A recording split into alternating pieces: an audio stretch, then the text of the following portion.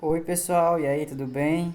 Aqui é o professor Vini. Eu resolvi fazer esse vídeo para poder revisar para quem ainda está com a dúvida, para quem está com dúvida sobre o que vai cair na nossa próxima avaliação, tá bom? Então é o seguinte, eu fiz aqui um breve resumo, fiquem bastante atentos para que vocês não deixem passar nada batido, beleza? Primeiro em relação ao conteúdo, né? Nós temos aqui, segundo eu tenho registrado, nós vimos conceitos básicos, né, da física, a gente fez uma introdução, isso lá ainda no começo do ano letivo, tá bom? Nós vimos unidades de medida, algarismos significativos, prefixos matemáticos, notação científica e ordem de grandeza e introdução ao estudo do movimento. Tudo isso aqui a gente fez um resumo, né, recentemente. Depois nós fomos para o estudo do movimento uniforme, depois do movimento uniformemente variado, o MUV, né? E finalizando com a equação de Torricelli e o movimento vertical no vácuo. No livro-texto que nós adotamos, o livro de Física, volume 1, esse conteúdo aqui que eu acabei de descrever para vocês, ele começa na página 13 e vai até o capítulo 2, tá? Lembrando que o capítulo 2, todo ele, tá bom? Não é só uma parte não, finalzinho do capítulo 2. Passando aqui, como vai ser o modelo, né? Como será o modelo das questões? As questões serão bem objetivas, tá? Então não espere por enunciados muito longos. O objetivo é ser bastante direto, sem muito cálculo, até porque a gente vai estar fazendo de maneira virtual, tá bom? Então, até para ajudar, não esperem questões mirabolantes no sentido de ter que fazer muitos cálculos, não vai ter isso. Porém, é importante que vocês frisem, que vocês deem bastante atenção aos principais conceitos.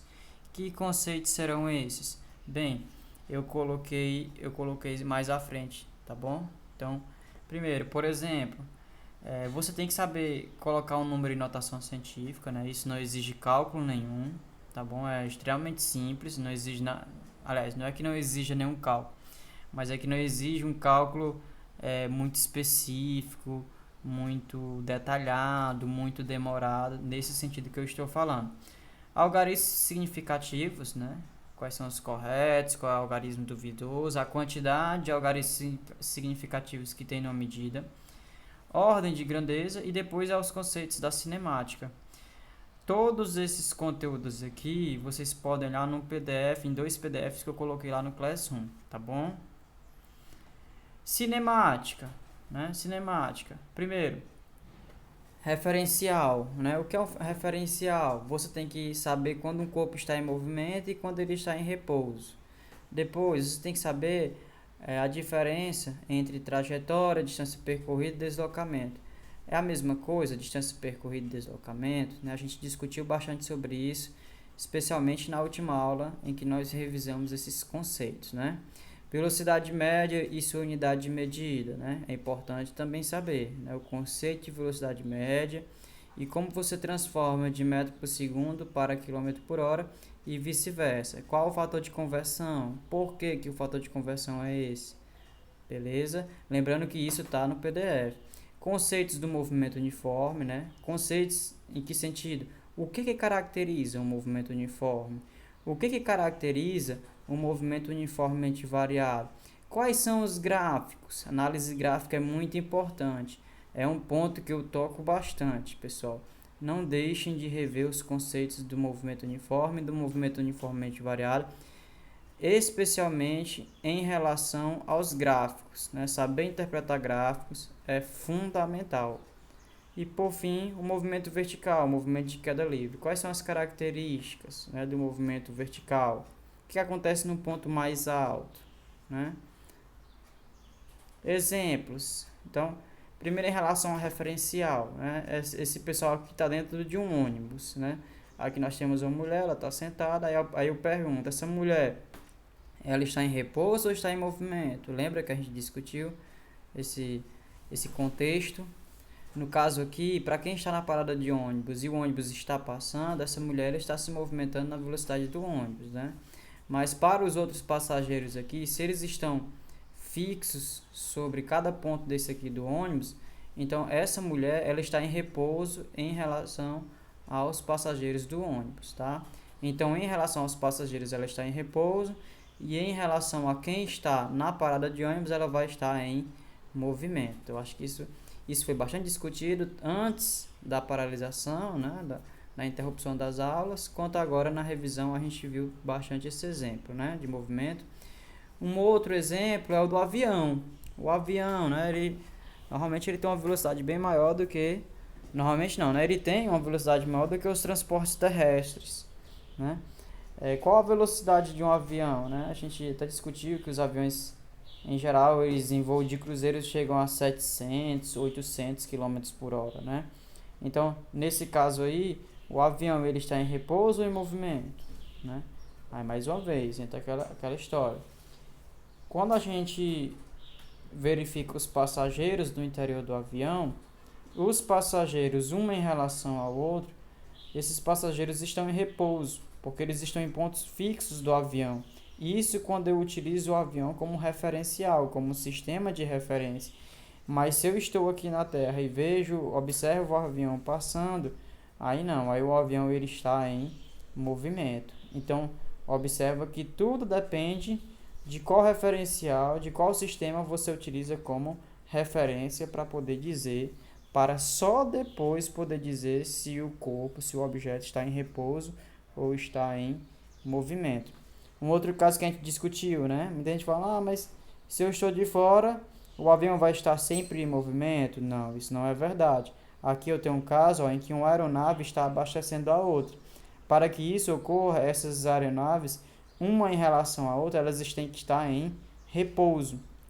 Para elas estarem em repouso, quando eu olho de fora, elas têm que estar na mesma velocidade. Até porque eu preciso ter essa conexão entre as aeronaves para que os abastecimentos ocorram, né? Que eu tenho um avião jato, né? Do tipo a jato. Beleza? Eu acho que também esse exemplo foi discutido. E eu espero que não tenha mais nenhum tipo de dúvida. Qualquer coisa, qualquer dúvida que ainda reste, vocês coloquem lá no Classroom.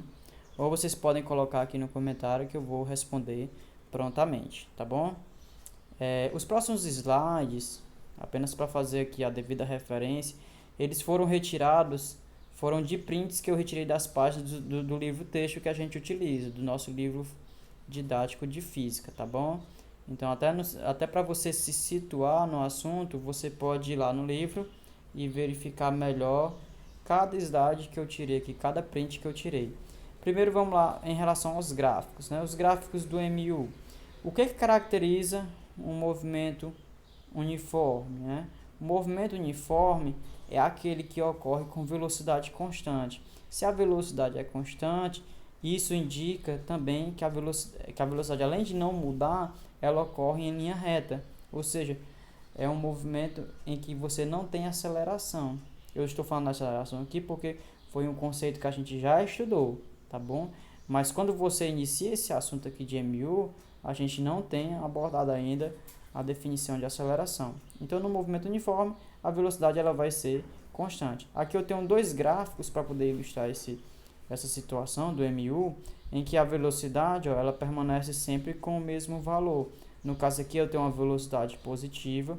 A velocidade sendo positiva significa que o veículo está indo no sentido positivo da trajetória.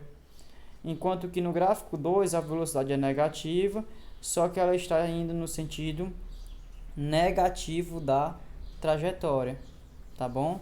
Então, aqui eu posso ter um carro a 80 km por hora, mas ele está indo, por exemplo, em direção a Mossoró. Se eu considerar o sentido Mossoró positivo, aqui ele está voltando de Mossoró. Aqui, se eu disser que é 80, aqui seria 80 negativo, tá? Mas lembrando que aqui é apenas no sentido de dar uma orientação, beleza? Ficou entendido? Então, ó, velocidade constante no tempo, velocidade também constante no tempo, só que negativa, tá bom? Outros gráficos do movimento uniforme. Lembra que quando a gente define velocidade, né, ΔS sobre ΔT, quando a gente manipula essa forma, a gente chega nessa função horária. O que é a função horária? É uma função da posição S, que vai variar no decurso do tempo, né? Então eu tenho que S é igual a S0 mais VT. S0 é a posição inicial mais a velocidade, que é constante, vezes o tempo, tá bom? Então para cada valor de tempo eu vou ter uma posição S correspondente. Quando você observa essa função, eu observo que ela é uma função do primeiro grau. Olha o expoente aqui, né? Se ela é uma função do primeiro grau, o gráfico dela vai ser o quê? Uma reta. Então aqui eu tenho os vários tipos de gráficos possíveis para essa função aqui do movimento uniforme. Então nesse caso aqui, esse gráfico ele vai ser o quê? Vai ser um gráfico que vai mostrar aqui o móvel, o objeto, o veículo, né? Vamos imaginar que seja um carro. O carro ele está variando sua velocidade uniformemente, mas ele está indo no sentido positivo, ó, porque o S ele é o tempo todo positivo. E observa que ele parte aqui de um S0 de um determinado valor. Então imagina que você está numa rodovia. Então aqui ele está partindo de algum quilômetro da rodovia, por exemplo, o quilômetro 20, né? Então ele está partindo do quilômetro 20 e está indo no sentido positivo, ou seja, ele está avançando, quilômetro 20, 21, 22, 30, 40, 50 e por aí vai. Então esse gráfico aqui, ele mostra que o S0 é positivo, né? Começa na posição positiva da trajetória, e a velocidade também vai ser positiva. A velocidade sendo positiva significa que ele está indo no sentido positivo da trajetória, beleza?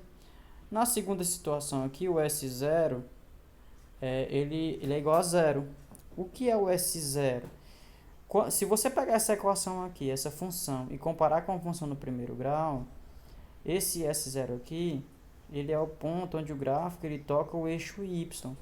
Então, o ponto onde o gráfico toca o eixo Y, no caso aqui o Y está sendo representado pela posição, pelo S, né? Então, quando eu faço essa comparação, eu observo que esse gráfico aqui, ele vai representar essa função, só que o S0 ele vai ser zero, ou seja, a posição inicial do corpo é aqui, ó, começa da origem. Então, eu parti do quilômetro zero da rodovia. Então, eu parti do quilômetro zero e fui avançando, avançando, avançando. Aí eu vou chegar a uma determinada posição, porque eu vou ter uma velocidade. Lembrando que a velocidade ela é constante, tá bom? Então observa aqui na representação aqui da minha trajetória, né? O objeto aqui, ó, ele parte da posição zero, ele parte da origem, ó. Enquanto aqui esse gráfico da esquerda, a origem está aqui e ele está partindo de uma posição mais à frente da origem, que estou chamando de S0. Então o S0 aqui tem algum valor. Aqui o S0, o valor é zero. Então qual é o gráfico, qual é a função que vai representar esse gráfico? Vai ser essa aqui, só que sendo S igual a V vezes T. O S0 ele é zero, tudo bem? Continuando. Nesse último gráfico aqui, o meu objeto ele parte de uma posição negativa, né? De um espaço inicial negativo, né? Ó, porque daqui para cá, né? A partir desse ponto para baixo eu vou ter valores negativos. Então significa o quê? Que na minha trajetória, aqui a origem, para cá eu vou ter valores positivos de posição, tá bom? E à esquerda eu vou ter valores negativos. Então eu tô partindo dessa posição, indo aqui à direita, certo? Então, ó, esse gráfico aqui está me mostrando que o objeto está se movendo. Quando chega nesse ponto, que ponto é esse aqui? É o ponto onde o S é zero. Ou seja, o objeto ele passa pela origem e assim continua o seu movimento. Então, observa que os gráficos eles representam posições iniciais diferentes, porém eles têm a mesma característica. Qual é? Esses gráficos eles são representados por retas. Continuando, gráficos do MU, só que agora eu vou ter movimentos uniformes em sentido contrário ao da trajetória. Então, no caso aqui, ó, desse gráfico à esquerda, aqui o objeto ele parte de uma posição S0, ele vai avançando, avançando, até que ele chega na origem e ele começa a ter posições negativas. Posições negativas. Percebam bem isso. Então, aqui eu vou ter o quê? Que a posição inicial é positiva e a velocidade vai ser negativa. Como assim a velocidade negativa? Significa que ele está indo no sentido contrário da trajetória. Então o objeto está partindo desse ponto aqui, ó, esse zero. O sentido positivo seria esse aqui, né? O sentido positivo é esse aqui, só que ele está indo no sentido contrário, está indo à esquerda. No segundo gráfico, o meu objeto ele parte da origem e vai descendo, ó. Ele vai tendo valores cada vez menores de posição, certo? Então S0 igual a zero e a velocidade é menor do que zero, é negativa. No terceiro gráfico, o que é que eu tenho? Posição negativa também, só que ele parte aqui de um ponto, aqui ele está partindo da origem, aqui ele tá pegando um ponto negativo do gráfico, né? Aqui no caso, ó, ele está partindo aqui desse ponto, em vez dele ir no sentido positivo, ele está voltando no sentido negativo. Mais uma vez, observa que o gráfico da posição do movimento uniforme, ele sempre vai ser representado por uma reta. O que é que vai mudar de um gráfico para o outro? É apenas o sentido, né? Se é no sentido contrário da trajetória, que são esses três casos aqui, a inclinação do gráfico é negativa. No slide anterior a gente viu sentidos positivos, porque são sentidos, o objeto está se movendo no mesmo sentido da trajetória, mas todos são retas. Quando eu vou para o gráfico da velocidade, que vai ser uma outra característica do movimento uniforme, o que é que eu vejo? O que é que eu percebo? Que a velocidade ela é constante, né? Diferente de zero e constante, vocês estão vendo aqui. E que para eu calcular a distância, o ΔS, a distância percorrida pelo veículo, pelo objeto, num determinado intervalo de tempo, basta eu calcular a área abaixo do gráfico, né? Isso aqui foi outra coisa também que a gente estudou. Eu peço que vocês também revejam questões sobre o assunto, tá bom? Mas você olha um gráfico desse aqui, eu vou perguntar para você, é do MU ou é do MUV? É do movimento uniforme, porque a velocidade ela é constante. Agora vamos para o MUV. No movimento uniformemente variado, o que é que eu tenho? Eu tenho um movimento em que a velocidade ela vai variar, só que de forma uniforme. Ela não vai variar de qualquer jeito. A velocidade ela vai variar uniformemente. Cuidado com isso, pode ser até pegadinha. Eu coloquei aqui 3 gráficos, lembrando que esses gráficos eu peguei do livro texto, então você pode conferir lá, tá bom? Eu peguei na sequência como está lá, então não tem como você se perder no assunto pegando o livro. Nesse primeiro gráfico eu tenho que a velocidade ela é constante. Constante em quanto? Em 30 metros por segundo. O tempo está passando e o móvel está sempre com a mesma velocidade. Então esse gráfico aqui é um gráfico do MUV? Não, é um gráfico do movimento uniforme, né, do MU. Tanto é que se você compara esse gráfico aqui com o gráfico anterior, tem o mesmo padrão, né, o mesmo perfil. Quando eu venho aqui para o móvel, então esse aqui do MUV, do MU. No móvel B, o que acontece? A velocidade, ó, ela está aumentando, né, ela está variando, só que ela varia uniformemente? Não. Por que não? Porque observa que eu tenho aqui momentos mais crescentes e momentos em que a velocidade ela tende a ficar constante. Quando eu falo uniformemente, o que eu estou querendo dizer? Que a velocidade ela vai variar conforme uma reta, e essa reta vai ter uma determinada inclinação. Então o móvel B ele é um movimento variável, né, onde a velocidade está variando, porém ele não é uma variação uniforme, ó, é uma variação irregular. Então esse gráfico aqui não é um gráfico do MUV, cuidado, pegadinha, tá? O móvel C é que vai representar um gráfico do MUV, da velocidade versus tempo, certo? O que caracteriza o movimento uniformemente variado? É uma aceleração, que aqui nós estamos chamando de alfa, a letra grega é chamada de alfa, ou você pode chamar também de A. E essa aceleração é que vai determinar a variação da velocidade no decorrer do tempo. Quando eu faço essa relação aqui, esse ΔV igual a V menos V0 e o T, a gente desenvolve essa equação e chega na função horária da velocidade, que também foi uma questão que a gente, uma descrição que a gente também fez durante os encontros, né? Então eu tenho que a velocidade ela varia no tempo de acordo com a função do primeiro grau, vocês estão percebendo? Então a velocidade ela varia de acordo com a função do primeiro grau. Então, se eu tenho uma função do primeiro grau, logo o gráfico da velocidade vai ser uma reta. Vai ser uma reta. Continuando, em relação à aceleração, a aceleração ela pode ser de qualquer jeito? Não, a aceleração ela tem que ser constante, tá? A aceleração tem que ser constante. No caso aqui eu tenho uma aceleração escalar positiva, ou seja, um valor positivo de aceleração.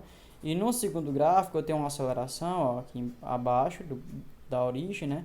Então a aceleração aqui ela é negativa. Vim exemplo de uma aceleração positiva. Quando você, por exemplo, está pisando na célula do carro, a velocidade está aumentando. A velocidade aumentando indica que a aceleração ela é positiva.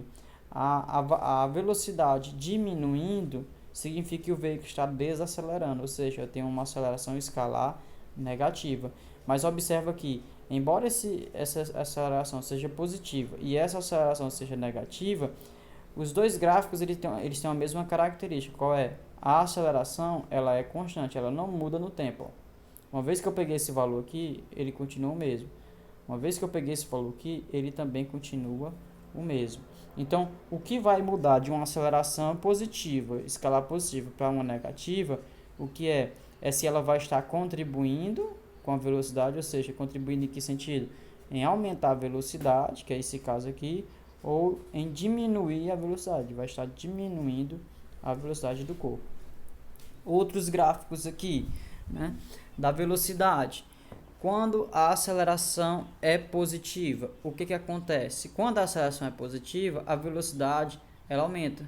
A inclinação do gráfico da velocidade pelo tempo, ela é positiva. Ó. Nesse caso aqui e nesse caso aqui. Qual a diferença de um gráfico para o outro, Vini? É que aqui o objeto ele já parte com uma determinada velocidade V0. 10, por exemplo, 10 metros por segundo, 20 metros por segundo. Ele já começa com essa velocidade. Vini, mas todo o corpo ele parte do zero, não? É, exatamente. Todo o corpo, um veículo, para começar a andar, ele antes naturalmente estaria em repouso. É uma dúvida que muita gente tem. Então, a velocidade inicial sempre vai ser zero? Não, porque você pode querer analisar o movimento depois de 10 segundos. Não, o veículo partiu do repouso, mas eu só quero analisar o movimento dele depois de 10 segundos que ele iniciou o movimento. E depois de 10 segundos ele já vai estar com uma determinada velocidade. Pronto, é o caso aqui do gráfico 1. No gráfico 2, eu pego um movimento com a velocidade inicial nula, ou seja, a velocidade parte da origem. Aqui, eu tenho uma velocidade inicial negativa, né? Ó. Aí a velocidade começa negativa, ela vai diminuindo, né? Aí quando chega nesse ponto T, a velocidade zera e depois ela passa a ser positiva, tá? Quando eu tiver uma aceleração negativa, o que vai acontecer? Quando a aceleração é negativa, a inclinação do gráfico da velocidade pelo tempo também vai ser negativa. Porque lembre-se que a inclinação do gráfico da velocidade pelo tempo, essa inclinação ela me dá a aceleração. Então, no caso aqui, ó, a inclinação sendo negativa, a velocidade, ó, no caso aqui, ó, vai diminuindo, chega nesse ponto ela zera e depois ela passa a ficar negativa. Nesse caso aqui, qual a diferença do gráfico 4 para o gráfico 5? É que no gráfico 5, a velocidade começa de zero e ela vai sendo cada vez mais negativa. Velocidade negativa, Vini, como assim?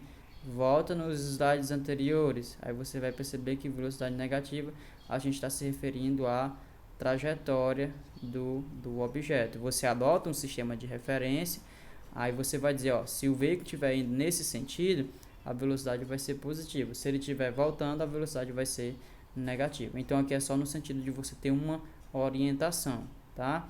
Então aqui, ó, parte do zero e aqui a velocidade inicial é negativa, porque parte de um ponto abaixo da origem, tudo bem? Propriedade, né? Gráficos do MUV, aqui nós temos uma propriedade. Qual a propriedade? Se você pegar o gráfico da velocidade pelo tempo, o que acontece? Eu vou ter aqui a área abaixo do gráfico, né? Então essa área abaixo do gráfico, ela vai me dar a variação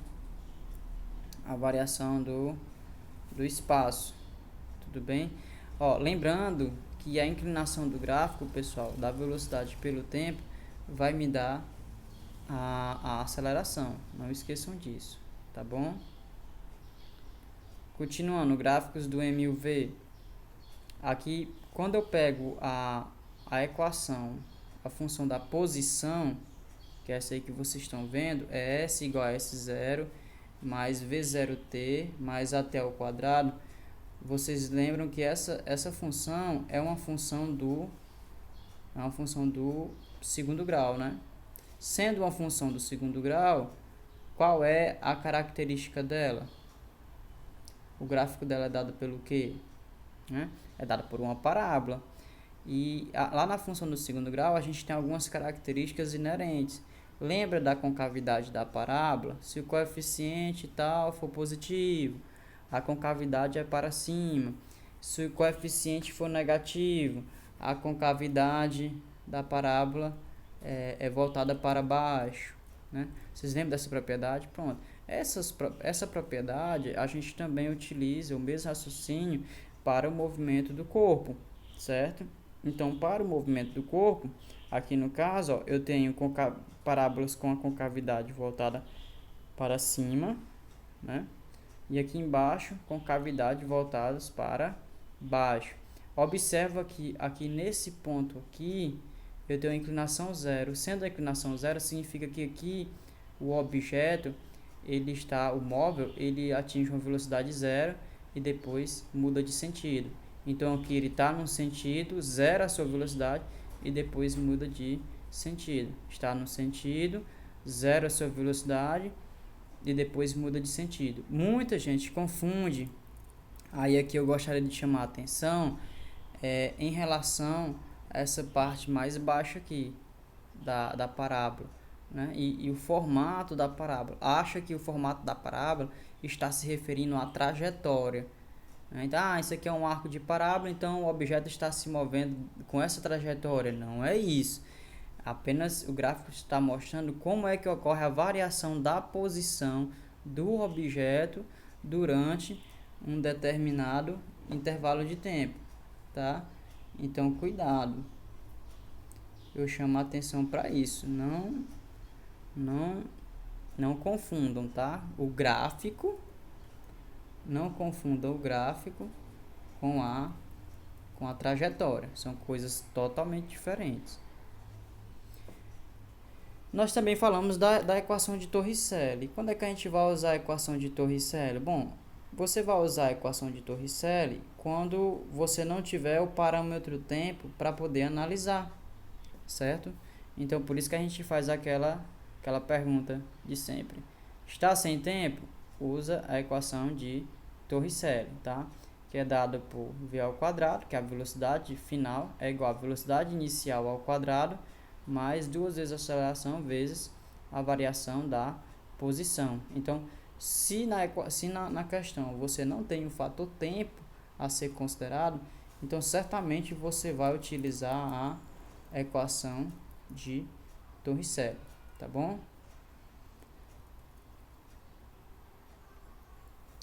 Por exemplo, um tipo de questão que a gente pode utilizar é isso aí, a questão 18 de um dos capítulos, se eu não me engano, um capítulo 2. Vocês podem dar uma olhada lá do livro texto adotado, né? Se for de a gente dar uma questão com cálculo, vai ser cálculo desse tipo aí, tá? Então, ele aí fala assim, são dados a seguir os gráficos referentes aos movimentos de dois veículos A e B.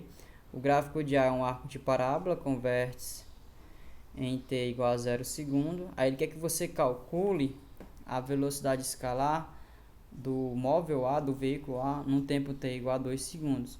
Observa que o tempo t igual a 2 segundos, ele ocorre num ponto onde há interseção dos veículos A e B. Observa que os veículos A e B, eles têm um movimento diferente, né? Ó, aqui eu tenho um arco de parábola e aqui eu tenho uma reta. Se você voltar aí o vídeo, você vai perceber que são movimentos diferentes. Então, nesse ponto aqui, t igual a 2 segundos, eu tenho um tempo onde os corpos, onde os veículos, eles estão se encontrando na posição de 12 metros, tá? Então, eu não vou resolver essa questão aqui, porque a gente já fez bastante, né? Vocês peguem um caderno, dêem uma olhada. Essa questão está lá no livro e tentem resolver, tá bom?